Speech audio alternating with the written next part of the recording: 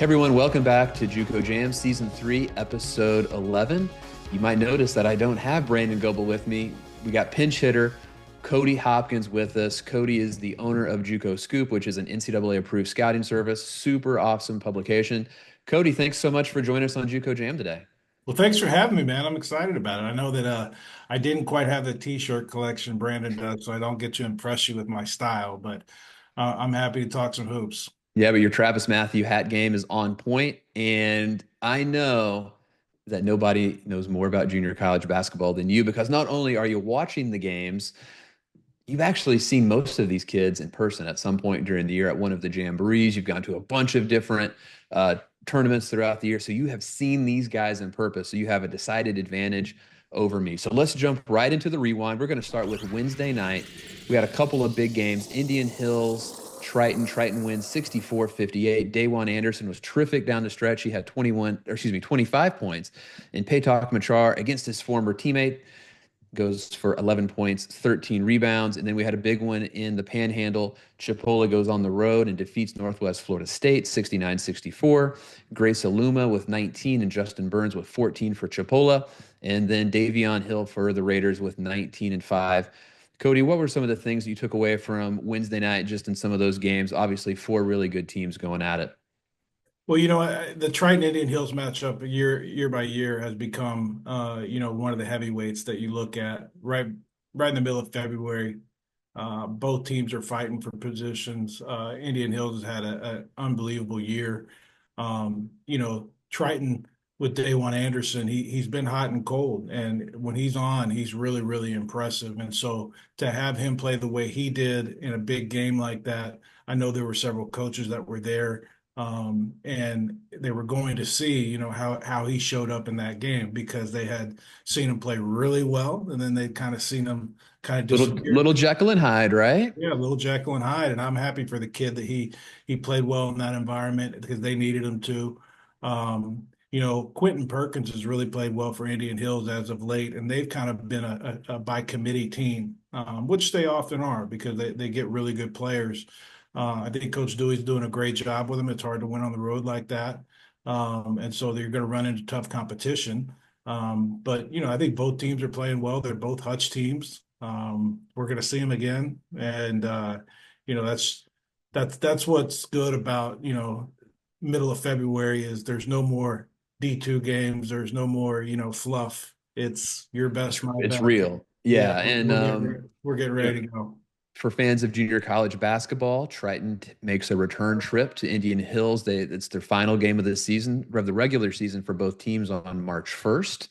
And Triton has never won at Indian Hills and they never won in Ottumwa. So I don't know. I think they might switch things up. Maybe they hit a pizza ranch there for a pregame meal. I know Coach Burns is leaving no stone unturned. Just how about some thoughts on the Panhandle? What a meat grinder that is. We have Coach Lane Blue later in the show from Gulf Coast, but you got five really good teams just slugging it out every night.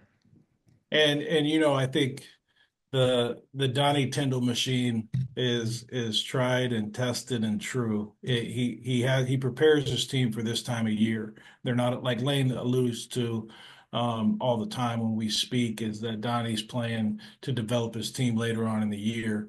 And those guys are always going to be strong. Daytona's ripped off 21 in a row. I mean, they've got a great roster. They've got guys that can facilitate. They've got guys that can shoot.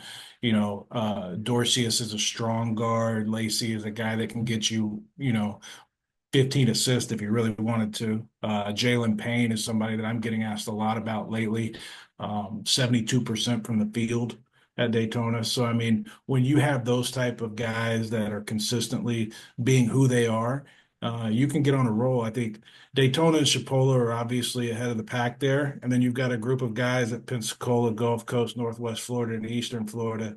Um, We're all right there, I don't right? even know I wouldn't even begin to try to predict what's going to happen at their state tournament. But It's going to be fun to watch. It's a good must watch television. And for those who are just kind of casual fans of junior college basketball, their state tournament's a little different. So the top five from the Citrus Conference automatically go to the state tournament. The top two from the Panhandle go. And so the third place Panhandle team plays the sixth place Citrus team in a play-in game with the right to play the number one seed, which will be Daytona. So you potentially could have Northwest Florida or Gulf Coast or um, Pensacola. Pensacola playing in, and if they win their play-in game, then they would get to play the number one seeded Daytona. So, I mean, how would you like to be Daytona with the number one seed who then turns around and maybe gets to play in Northwest Florida in the very first game of your state tournament? This is not an easy road. It's probably the most competitive 1 through 8 state tournament in the country. I talked to Coach DeMeo about that this morning. We were talking about the game this weekend, and he's got a very talented bunch, but he also knows that you have to win games, and so like they've got a really important stretch coming up. They've got everything in front of them. Very, very much like Coach Ballou, all of them are saying, "Hey, listen, we got to win the next one." When you get in the business of trying to predict what's going to happen in the next 2 weeks, who's going to win, who's going to lose, where we slide, how we fit, are we out, are we in? When you start worrying about the things you can't control is when your team will struggle from it. But I One think, day at a time, right? Coach yeah, no speak. question. I But think it's that real. it's 100% real, and the same goes for Pensacola. And I mean, like they've got a heck of a team. Like I said, I was down there for 3 days, and they've got rebounding, shooting, and they're got some toughness. Dimitri Clerk such a load down there. That I'm really looking forward to seeing how that league shakes out down the stretch because there's going to be some really good teams left out, and you hate to see it, but in the current model, that's where it's at, and it'll be fun competition. Absolutely. Saturday, we had a great day of basketball. Cali gets a big 82-60 win over Coffeyville. Cali, small in stature, but they out-rebound Coffeyville 33-23, and they won the turnover margin 17-8. Big Slim Hugie, 25 and 8. Marcus Whitlock with 14. Dallas Whitney with a double-double, 13 and 10 for Cali. Two other big games. Gillette defeats Casper in a pretty chippy game, 99-92. And then Indian Hills holds on at the end to win in Burlington 57-55 on a Will Casey bucket there in the final 4 seconds of the game. Any thoughts on any of those games on Saturday, Cody? Well, yeah. First of all, Donnie Jackson's probably done one of the best jobs over the last few years, and I know you've had him on the show. I think he's just a heck of a basketball coach, and what he does is he gets an identity for his team early on in the year. They're going to speed you up. They're going to play hard. They're going to try to turn you over.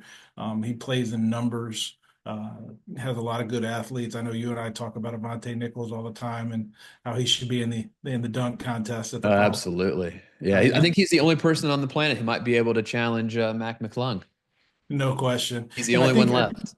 yeah, he might be. And I think what you really see there is that helps you withstand a 24 game slate in league is because you know who you are and the consistency of going out and playing hard. That's what you can control. And I think that's why Donnie's had success and it obviously showed up versus Coffeyville. I've been a part of some Indian Hills, Southeast Iowa games. That was my first job out of college, was working at Indian Hills. And I can tell you it's not for the faint of heart. Like that game Had a good is, crowd. Crowd was oh, going. and they are brutal. I Yeah. mean, brutal. And so like it is it's nighttime game. It's usually freezing cold outside. Everybody's packed. Fire marshals trying to keep, people in and out. Tempers are flaring. I will say this, the Trenton Walters drive that William scored on at the end with 4 seconds, when when you have the wherewithal to see him out of the corner of your eye and not take a shot, a contested shot that probably wouldn't go in, which most people would do. And he hit him with a dime right, he uncontested layup to win the game. Just making that read and making that play when everything is on the line. I thought that was one of the most impressive things I've seen him do all season. And it was a big, big, big basket for them. Yeah, absolutely. And last night we had a couple of really great, meaningful games. Two in particular, Jones with a 74-72 win over Northeast Mississippi. Two guys we've had on the program, Coach Newton Mueller, Coach Cord Wright, great guys. Tyler Bird led Northeast with 13. Avery Thomas with a double-double, 15 and 10, and Kai Purnell with 20 and 7 for Jones. And then in the Whack Jack, Frank Phillips gets a really big 79-61 win over Midland. Trey Clark, 17-7. Antoine Hearns held to only 5 points. We had five Frank Phillips players in double figures. L.A. Hayes led the way with 19. I know you were pretty dialed in on some of those games last night, Cody. Yeah, and Avery Thomas was another one of those kids I got to see in Pensacola, and I think he's one of the most talented freshmen in the country. He's calm, he's collected, he doesn't play like a freshman. Of course, after 20 something games and you're in the starting lineup for a top 10 team, you're not really a freshman anymore. But they've got such a good team, and I'm really looking forward to seeing them in Hutch. Second year as these guys return, they retained a lot of talent, and then they added a big time freshman. And I think Newton is an unbelievable coach. He does a great job preparing those guys. There's And not a lot of depth there, but they don't get tired. no, but you know what, man? Like depth, I think it can help you over a course of 6 days for sure. But the Yeah, reality is, at the end of the season, you're going with your guys. And exactly. Nobody's playing more than 7 or 8 at this point of the season, anyways, for the most part. no, and I think Cord's an unbelievable coach at Northeast Mississippi too. A friend of mine does a great job. I think we all would have known that was going to come down to the wire. And Jones just got on top. I talked to Hunter Jenkins at Frank Phillips this morning about his game with Midland. Watched some of that, and they held them to the lowest point total in conference play at 61 points. Credit to Isaac Amity at Midland. They've had a up and down year. He had to step in at the middle of the year, got those guys playing well. They're near the top of the standings and arguably the toughest conference in the country. Every night in that league, you've got a 4 hour bus ride and you're playing in a small gym most of the time. So, Frank is starting to play better. They've got tons of talent. It's just about Matty Traore and, how dominant he really wants to be. And I think at the end of the day, he had a good second half last night, but he didn't have a good first half. And so when he puts it together and starts playing 40 minutes, that'll really help Frank down the line because they need him to do that. Absolutely. All right, we got an awesome slate of games this week. Let's hop right into the rundown. All right, Cody, we got a couple of great games in Florida on Wednesday night. We have Eastern Florida at Daytona, which is really kind of the Citrus Conference championship for the regular season, and then Chipola at Gulf Coast. Talk a little bit about Florida action Wednesday night. Two games I'm definitely going to tune in for. Try to catch the Eastern Florida game versus Daytona. And I think at the end of the day, Daytona 21 in a row playing at home. Eastern has their hands full. And that's another team that's not incredibly deep, but they are talented and they've got a lot of good pieces. Two very similar teams that they have a little bit of everything. And so, who's got the momentum, the urgency. I don't think any of those things will matter. I expect a very close game from both teams. Two good coaches. Again, I've gotten to see both of them play several times live this year. Thomas does an unbelievable job at Eastern getting his guys prepared. They scout like a Division I team, and so does Joey. I mean, they run good stuff. They put their guys in position to succeed. They know each other's teams like the back of the hand. So no surprises. It's just going No, to there's no secrets, right? no secrets in this one. And I mean, who knows if they can meet again? They probably will. And so I think this is something that that the season is not going to be altered a whole lot, but it definitely could give somebody a leg up down the stretch. Yeah, I think this is one of those games that means a lot more to Eastern Florida than it means to Daytona. I mean, No Eastern question. Florida is scratching and clawing to try to get to the magical 20 Division I win number.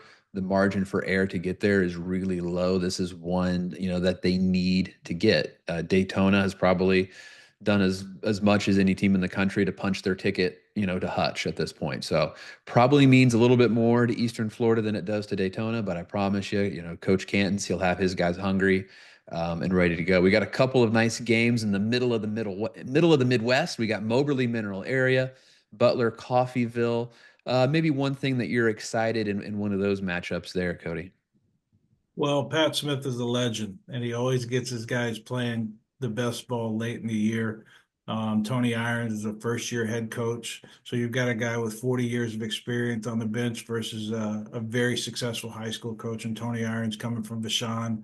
That matchup I think is something that they're both looking forward to, and it's you know Moberly every year you wonder if they're going to have the gas in the tank to get to Hutch, and then they get there and they win a game, and he's always got them prepared. So I think Mobley's probably got the edge there just for the experience factor.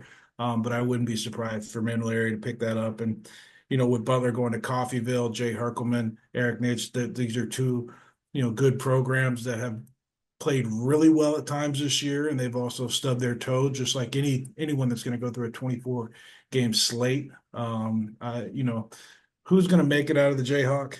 You're talking about two teams that are jockeying for that third place spot.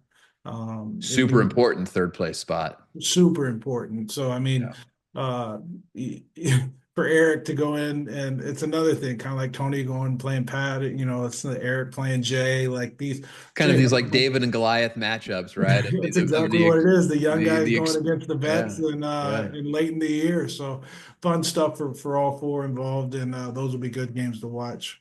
And kind of sound like a broken record here. Thursday, Midland at New Mexico. I think Midland's lost two in a row. New Mexico up and down. I think, New Mexico put up a lot of Division I wins early in the season. Still, struggling to find those elusive wins against those top tier programs. They got one against South Plains. Can they get one at home versus Midland? What You say know you, what? Cody? I feel the same way about the Texas Panhandle that I do about the Florida Panhandle. I think it just really the league race and where you finish in the standings at the end of the year is just going to play the biggest role into who gets consideration for at larges. Midland is behind the eight ball with the Division I wins, but boy, they like I said earlier, Isaac did an unbelievable job of getting them ready to go and jumping out to a fast start. New Mexico's at 6-6 for that top four spot to get into the regional tournament. Everybody's battling for that. South Plains and Frank have kind of put themselves ahead. That was a big win for Frank versus Midland because they needed to get into that second spot. And so now Midland's kind of behind the eight ball, and they really need to get this win, but it's going to be tough. I mean, both Road of wins them, are hard to come by at that level, especially right? especially in those two leagues, man. Yeah. That's going to be a determining factor as to who gets into that fourth spot. Saturday, I have four games marked out here: Snow versus Salt Lake, Panola versus Trinity Valley, Vincennes at Lakeland, Cali at Garden City. I'll ask you. I'll ask you a specific question here. Okay. Panola at Trinity Valley. I Yep. think these are two teams that will be at Hutch. I do too. These are two great coaches.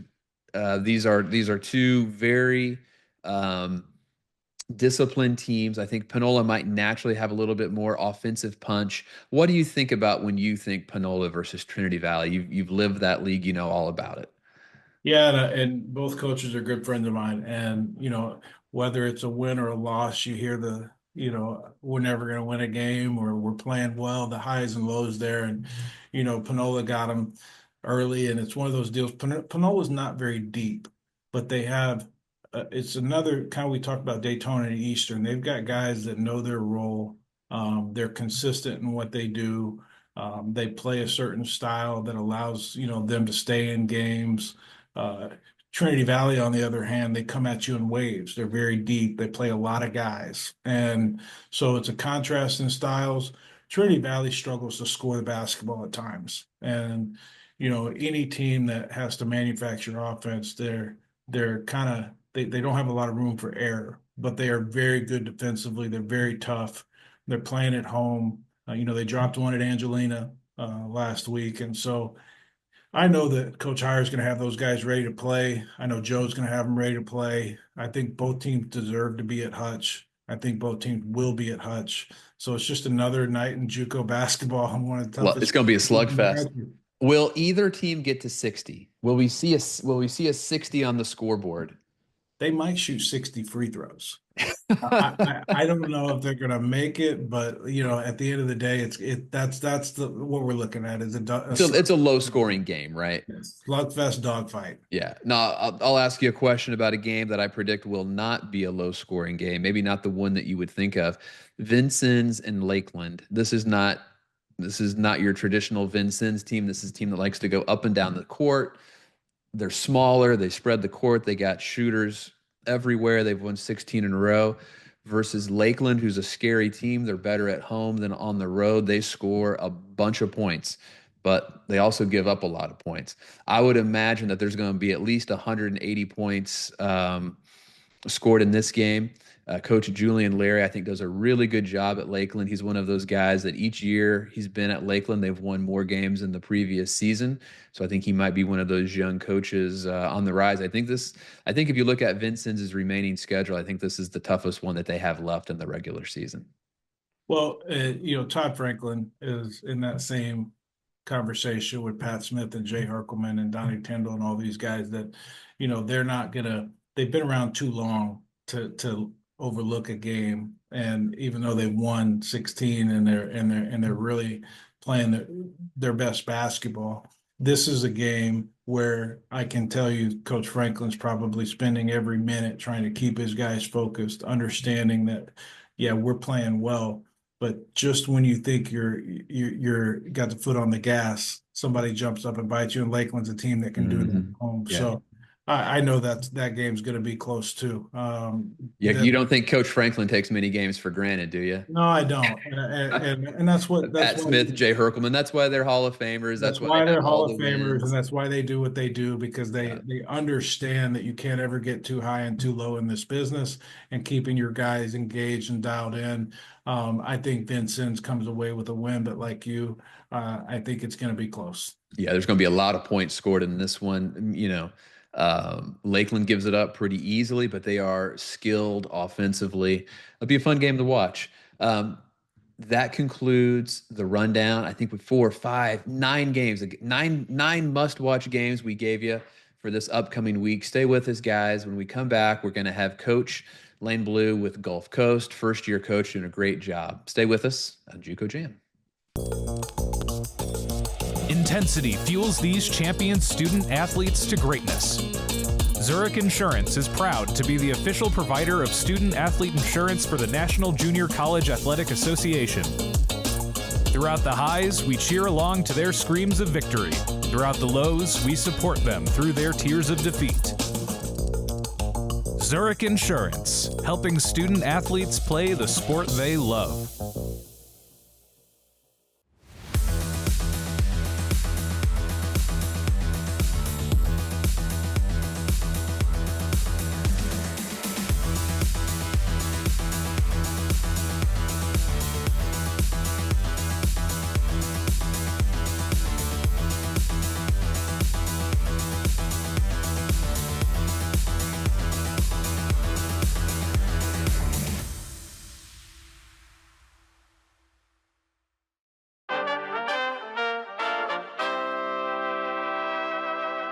Everyone, welcome back to JUCO Jam. We are super excited to have Coach Lane Blue with us from Gulf Coast, one of the rising stars in coaching. Coach Blue, thanks for joining us today. Appreciate you having me. Thank you very much. Man, we're super excited to have you on. By the time this airs, this week's ranking should be out. And I think there's a really good chance that Gulf Coast is back in the 25, back where you belong. And I think that's super cool. First year head coach in the Panhandle, well thought of as the toughest conference in junior college basketball, top 25. What a cool first year. How's it been? Up and down, but been good for sure. Learned a lot about our team and myself, to be honest, just in the first year, but it's been good. Been a fun ride, and hopefully we can finish strong here. So I want to go back a little bit before we talk about your current team this year. One of the things that I really like about your story is you're a JUCO guy through and through. You grew up in Missouri. You played for legendary coach Gene Bess at Three Rivers. Nobody's been to Hutch more than Gene Bess. Talk a little bit about your experience at Three Rivers and maybe a thing or two that you've learned from Gene Bess that you still implement today. Definitely the toughness piece is the first thing that sticks out, and the fundamentals. Kind of cool little tidbit. My grandpa played on, until a few years ago, the only Three Rivers team that wasn't coached by Gene Bess in like 68 to 70 until he got the job there and started. But obviously coach retired now, his son took over, and then Robert Kirby's there now. But just a daily grind. He was a super tough, intense coach. Even, I had him when he was later in his career, but he still had great energy every single day, and he did things the right way. We had morning workouts 3 days a week. Um, and if we had class at 9 o'clock, you'd go like 8 to 8:55. You'd be drenched in sweat and got to sprint across campus to get to class, sit there soaking wet, sweaty. Like he didn't care. He was making the most of his time. But it was a great experience. And a couple of those guys, my teammates, are doing really good now and still catch up with those guys. Really good time in my life. That's awesome. And, before you became the head coach at Gulf Coast, you had a couple of, assistant coaching experiences. You've had a chance not only to be around Coach Gene Best, but some other great coaches, Coach Andy Kennedy, Tim Ryan, Donnie Tyndall at Chipola. And, you go to the national tournament last year as an assistant coach at Chipola. What was something that you took away from that trip to Hutch that you're kind of implementing with your guys this year, or something that you learned personally that you're kind of implementing in Commodore basketball? I think really just the last 2 years being with Coach Tyndall at Chipotle, like just the daily grind and how hard it is to win every single game. And so, we're not going as long in practice this time of year, but we still are grinding and popping every single day that we have a chance to get to work. And so Coach Tyndall was great with that. And I think that's the biggest thing is, you know, teams get later in the year and some guys think, hey, it's just going to kind of get some shots up and skill work. We're still grinding. It may be an hour 20 instead of 2.5 hours, but we're still going to pop and have great juice. I'm going to turn it over to Cody and let Cody ask you some hard hitting questions now that I got you loosened up with a few softballs. All right. Sounds good. I'm not that tough. I'm not that tough. Coach, first of all, congrats. I know you had another little one on the way. So right in the middle of the year, is that your second? Second kid, Knox. He was 7 pounds 11 ounces, so we thought he'd bring us a little luck. We're 3-0 since he's arrived. So I think that might be part of the part of the luck you've been having there. But I saw you down, I think beginning of December in Pensacola, and you were up and down. I could tell you were frustrated. First year head coach, a lot of good competition in that event, and those things are hard. And that's why a lot of teams don't want to play in them, because you could go 0-3 real quick, and now all of a sudden you think the season's a disaster. For a first year coach, I want to commend you, because that takes some guts to go do. And you already have the Panhandle schedule. So I think you guys have bounced back, obviously. Coming back after Christmas, what do you think? What was your strategy based on what happened in the first semester as you were learning as a head coach? The guys were learning you. Did you have some time to reflect over the break to kind of make a game plan for what was ahead? Because, the toughest part of the season was coming at you pretty hard. yeah, definitely able to reevaluate. Playing those real teams like in the Pensacola tournament definitely opened our eyes to some things that we were weakness of our team. And exposed us a little bit, if you will. And so having those 10 or 11 days to kind of reflect and see what, hey, we may need to change this, change this. We added a new defense we're kind of playing to get back to our zone. And so it's taking a little bit of time off the shot clock. I think that's helped us out defensively in a big way. But honestly, I think it was just good for the guys to reset. We had 13 new players. We all got here in June, new coach, new players. We had some ups and downs. I think it was good for everybody to get away and just kind of reset a little bit before the second half of the year. No question, no question. One of the things I deal with the most, and this is the question I want to ask you, and I know a lot of coaches are watching this too, and we can all learn from each other, but the climate's in recruiting today. You have a lot of sophomores. You have some guys that transferred in. They're looking at their last year. There's not a lot of schools that are going out to games anymore. And what I've seen is recruiting picks up later, but it can have an effect on your team when guys aren't really, seeing what they want to from that area. How do you keep them focused? How do you keep them competing and understand that the more games they win, everybody's going to have an opportunity? 4 guys have already committed to Division I, so I think that's helped, just being able to focus on the task at hand and not really worried about, where you're going next or putting up numbers, if you will, just playing for the team. And then as the year goes on, the guys, bond's a little bit stronger. Some of the guys haven't signed and they're kind of doing it for each other. So we still got a handful of sophomores that haven't found a home yet. And I think the guys that have are playing some of their best basketball, and they're going to help these other guys get spots just by being able to make a deeper run. So you'd say for yourself, like, because a lot of coaches don't want kids to sign early because they say that they lose their attention and sometimes they'll check out. But I'm of the opinion that if you, in today's day and age, when it's harder to get offers, it may be something that you can take off their plate and they can play for the team to win. And it sounds like that's what you're saying. You've had some success with those guys that committed early. Yeah, we just the last couple of years with the transfer portal, the climate's changed a little bit, and it was really tough to get. We had some good guys at Chipola, and they all got spots. We had a lot of guys signed in Division I, but it was a little bit tougher than it would have been in years past, just due to the portal. And so we had a couple guys that had opportunities early and felt good about it, and so we let them do it. And then I've called on those Division I's to help me out at times throughout the year. Guys not practicing hard, guys not locked in, whatever. I call the assistant that has recruited them and let them help me out a little bit, if you will. There's no doubt that's an advantage that a lot of people got to lean on them a little bit, right? Absolutely, you do. Absolutely, you do. And I guess one of the last questions I have is you've been busy. I know that now you got a little one's probably not letting you sleep a whole lot. How's your golf game, man? I mean, it had to have been better in the fall than it is right now.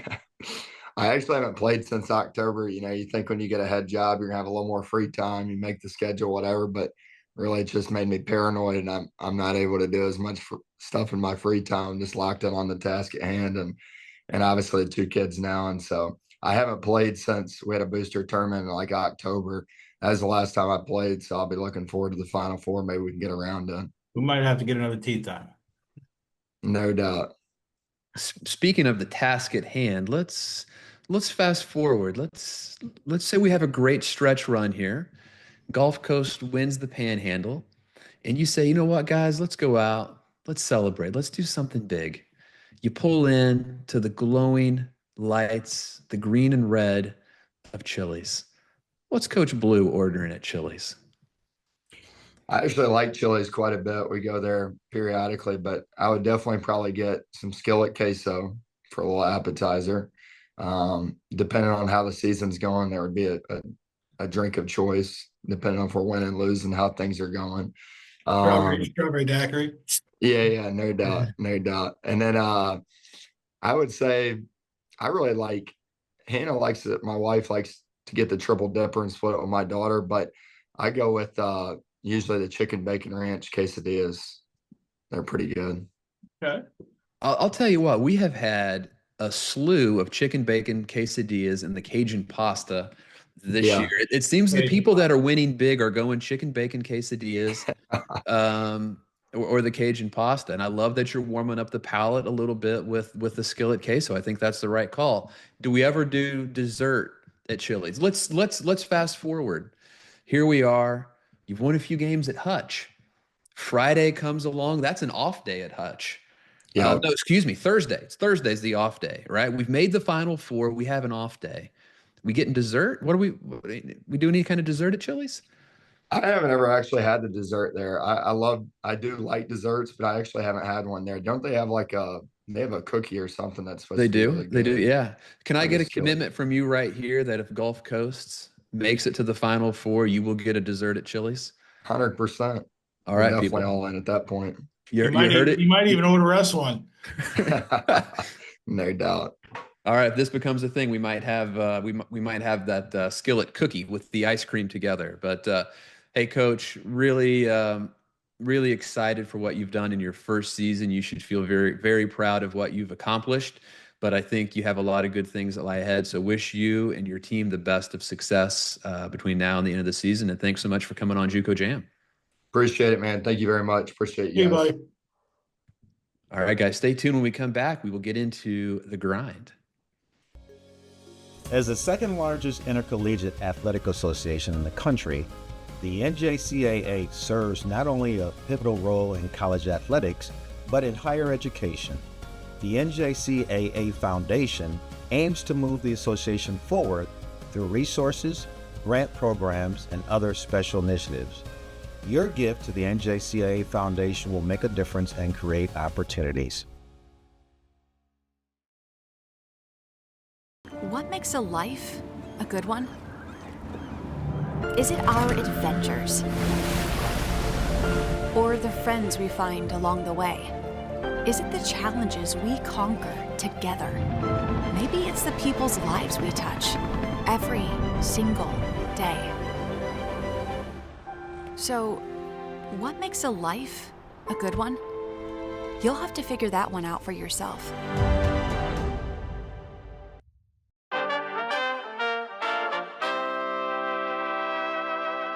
Welcome back to JUCO Jam. We are now in the grind where we're going to feature a current junior college player who's having an excellent season. Today we're going to talk about South Plains Isaac Tavaras, 6'5" guard. I guess he's a guard. I guess he's just a wing kind of do it all from Santo Domingo. 16 points, almost 9 rebounds a game. I know you're a big fan of Isaac. Cody, when you see Isaac play, what stands out to you? His competitive DNA, like I wouldn't say that he's a strong perimeter threat, but he figures out a way to get the ball in the hole. He's got a really good mid-range game. He lives on the glass. He reminds me of kind of a Jimmy Butler, like the way he plays. He's not as athletic or doesn't have the burst, but he is always on the floor. He's always mixing it up. It seems like there's a scrum, all the time. And he is somebody that at the end of the day, you know that he's going to keep the rest of the guys playing at a high level because he doesn't take a play off. And that's why, a guy like Chris Beard at Ole Miss, he loves those type of guys. And I could see what he would offer him in that regard, because if you're going to compete every possession, you can play for a lot of people at a lot of places. Absolutely. We're going to transition to the show. We're going to talk about a former junior college player who's having a great season at the Division I level today. We're going to talk about JaMychal Stillwell. He's one of my favorite players in the country last year at Butler. I had so many Division I coaches tell me last year, Cody, that he was a tweener and he just didn't fit. He wasn't a 3, wasn't a 4. I was going to say the same thing. But 13 and 11 here at Milwaukee, 6'8", 225, just having a great season, and really probably changed his life by what he's done at Milwaukee. So talk a little bit about JaMychal. I got to know JaMychal last year when he was going through the process, because like you, I value what he does well, which is rebounding. He impacts winning on both ends by just competing and having a high motor. And his body is strong enough to withstand the Division I physicality. I kind of saw that last year. It blew my mind, not just him, but several other guys, that people were hesitant to kind of move on him. And, visiting Southern Indiana, Milwaukee, and Bart Lundy, the head coach there, Jake Williams, both really good friends. I worked with Bart, and we talked a lot about JaMychal last spring because they were trying to decide between 2 or 3 guys, like, which direction to go. And at the end of the day, rebounding translates. Like, that's the one thing that if you have the physical ability and you've got the size to match up at the Division I level, then you can go in and do that from day one. That's what JaMychal's figured out. He's like very similar with Yaxel Landenberg in that same regard, right? Like, a guy that was getting 16, 17 rebounds every night in JUCO, like, hey, that's going to play. He gets the ball. He has that natural instinct to go get the ball. When guys go to Division I, there's an adjustment period. There's a learning curve. You got 2 assistant coaches. You don't have the film resources, so you're getting through JUCO with what you have. Now, when you walk in the door at Division I, picking up the offensive and defensive concepts can take some time. Understanding, the daily schedule and the grind, it can have an effect on how you play. But if you come in the door and you do one thing that you can rest your hat on, you can find yourself in the lineup while you figure out the rest. And I think that's where JaMychal really kind of, he was ahead of the game. He said, you know what, if I go grab 12 boards, he's going to play me no matter what. And, I may turn it over. I may be in the wrong spot here or there, but eventually those things will be easier. And that's where he's at right now. It is funny how there is a direct correlation with how much leash a coach will give you if you're getting rebounds, right? Like if you have like a supernatural skill, whether it's blocking shots or rebounding, or maybe you're just a great on-ball defender, like that buys you a little bit of grace and forgiveness. It sure does. And I mean, there's nothing that feels better than when you think a possession is lost and somebody comes out of nowhere to give you 20 more seconds. Absolutely. And another chance to score. And JaMychal does that for them. And he single-handedly won them a couple games last week, too. In overtime, he took over. I can't remember who they were playing, but maybe Wright State. But like they absolutely depend on him for success. And they've got a junior college roster. I mean, they've done an incredible job of dipping in and picking out the right guys. And JaMychal's one of them. Themis folks, they had BJ Freeman last year. I like their roster, and I think JaMychal fits in well. And where he went is having a lot to do with the success he's having. That's awesome. Cody, those are great insights. Guys, stay with us. When we come back, we're going to get into our closing thoughts that we call our six man. And because we have an evaluator of talent with us, we're going to ask Cody some really specific questions about some of the talent that he sees in junior college basketball. Stay with us, JUCO Jam. Intensity fuels these champion student athletes to greatness. Zurich Insurance is proud to be the official provider of student athlete insurance for the National Junior College Athletic Association. Throughout the highs, we cheer along to their screams of victory. Throughout the lows, we support them through their tears of defeat. Zurich Insurance, helping student athletes play the sport they love.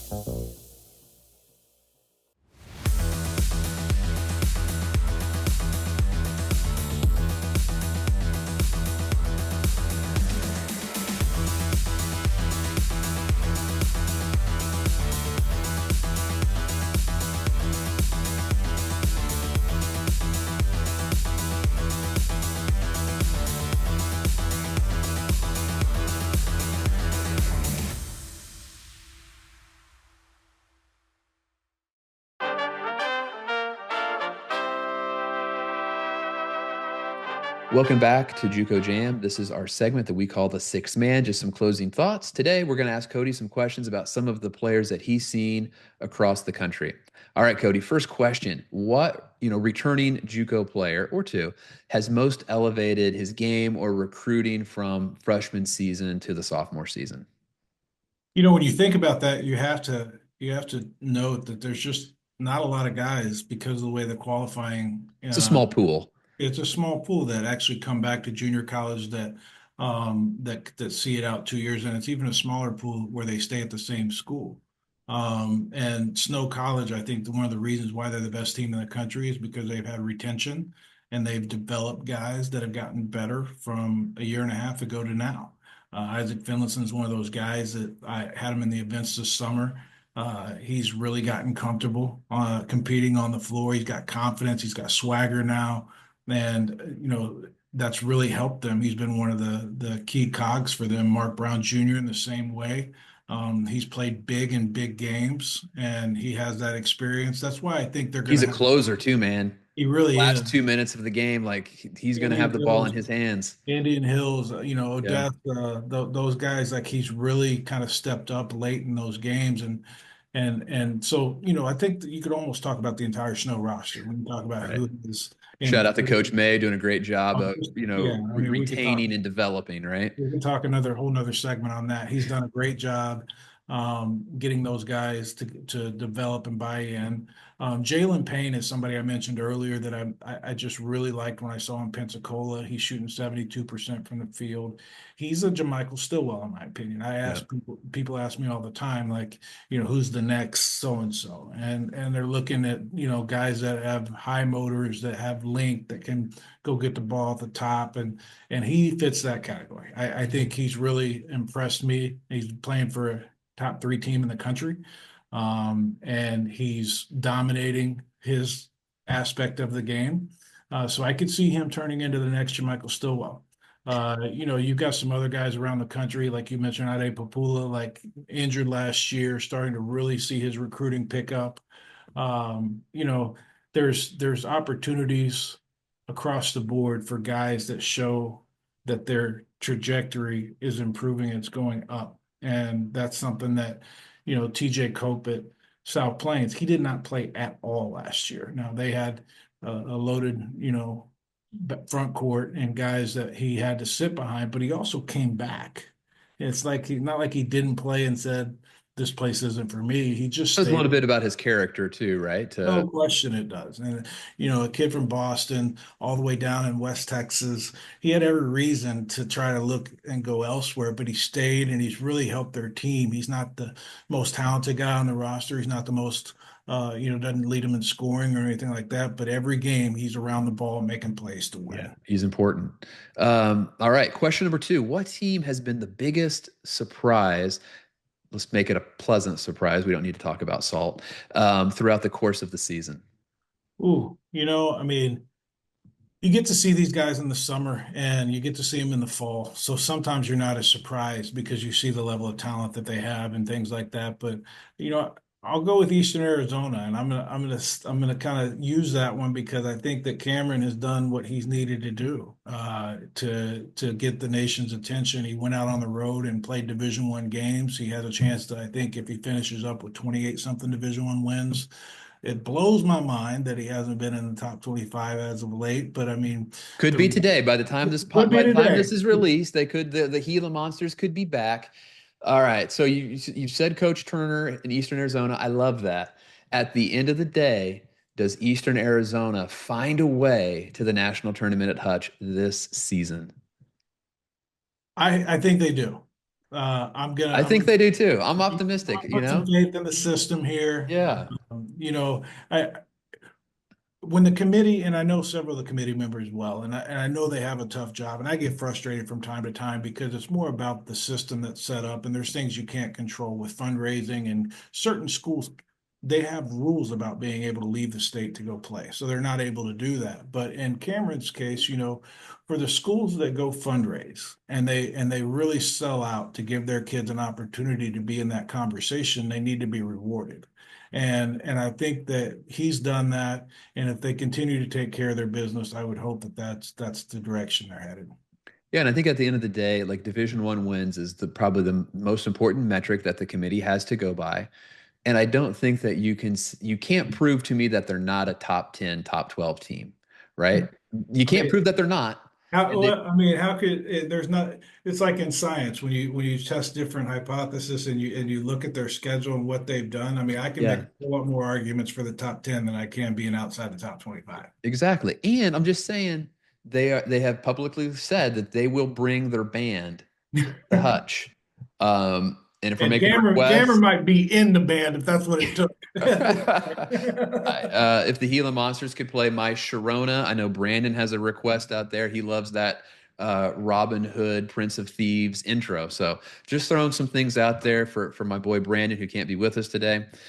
You got your pulse on Texas. Let's just talk Texas for a second. Region 5, Region 14. At the end of the day, how many teams do they get to Hutch? I think 5 teams go from Texas. I mean, I think that's you got to have 2 auto bids, and I think you're going to get 3 at-largers of the 5. Yep. I think Panola and Trinity Valley have done what they needed to do as long as they stay solid down the stretch. South Uh, Plains and two Pick'ems. yeah, I mean, I South think Plains, Frank Phillips, and the South random Plains, third. Frank Phillips. What you have in West Texas is the Midland D1 game, you know, dilemma. Are they going to get to where they need to get to? I don't even know if it's possible. I think they have to go undefeated and get to the championship game to get to 20. But they Somewhere could. I mean, Midland could win the whole. Midland could they win can that win the state whole. They can tournament, win the whole right? thing. Odessa And could win the state tournament. yeah, I mean, and so the top 4 teams are going to go from the whack jack, and year after year, knowing those coaches as well as I do, you know, that's the goal because they all say, well, it doesn't really matter. We just got to get in that top 4 Exactly. because anybody can beat anybody, and they are all in a log jam.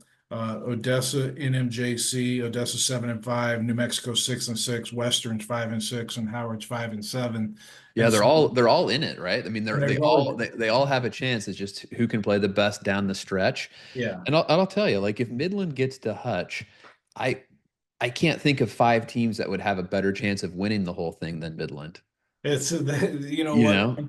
and Rob Evans used to have a saying that 8 is great, meaning if you got 8 guys, that's great. If you got 7, then you roll with that 7. And Midland's not another deep team, but they have guys that compete. They're older. I think they've got a Yeah. 5-year-old James Johnson that was playing at Western Texas in 2018. I mean, half their roster can rent cars.